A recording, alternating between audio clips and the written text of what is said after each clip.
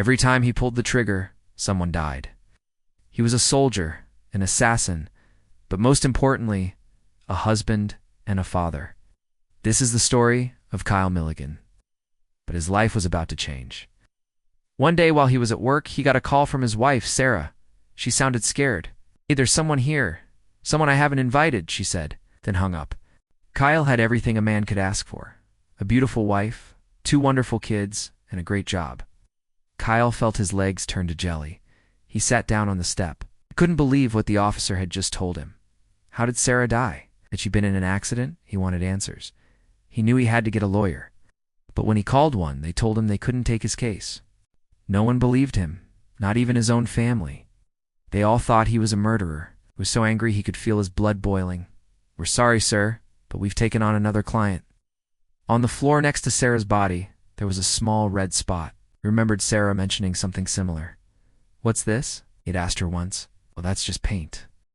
The owner was looking at the gun he had brought with him. He stopped and turned around. The owner was wiping something off the gun, something dark and red. It looked like blood. "A contractor must have dropped it," she had replied. "I'm afraid you'll have to find someone else," the lawyer said. He tried calling another one, then another, but no one would take his call. He rushed home, imagining all sorts of scenarios in his head. What if there was an intruder? What if Sarah had been kidnapped?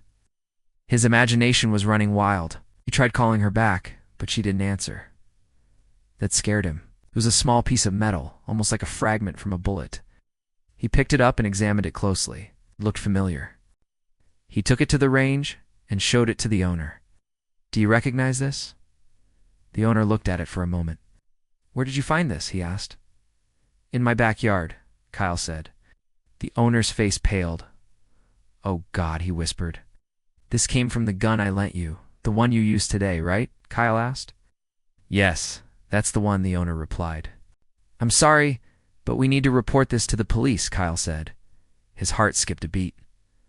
Why was the police here? Was Sarah all right? He ran to the front door, ignoring the pounding of his heart. "I think you should take a look," he said. Kyle opened the file, and his blood ran cold. There was a picture of a gun inside. It was the same gun he used to practice target shooting with. But that was impossible. He had taken it with him to the range that morning. He had practiced his aim, firing off several shots. Then he had cleaned the gun and put it away. He remembered that clearly. So how was it in the picture? And what did it have to do with Sarah's death? He opened the door and saw a police officer in uniform.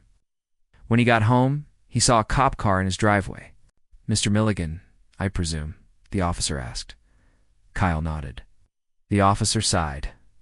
"I have some bad news. Your wife, she's dead." The police officer handed him a file. "We found this in your backyard." As if sensing Kyle's thoughts, the officer spoke. "The gun was registered to you. We found some fingerprints, too. I'm afraid you're our prime suspect." Kyle shook his head frantically. No. I didn't kill my wife, I swear it." The officer looked at him for a moment, then turned and walked to his car. "All right, Mr. Milligan, we'll be in touch," he said, but the police never came back. They had arrested Kyle. He paced his house, anger rising inside him. Who wouldn't want to take his case? Wasn't he innocent? Then he saw something. He dug through the backyard, moving the bushes and flowers. On his way out, he noticed something.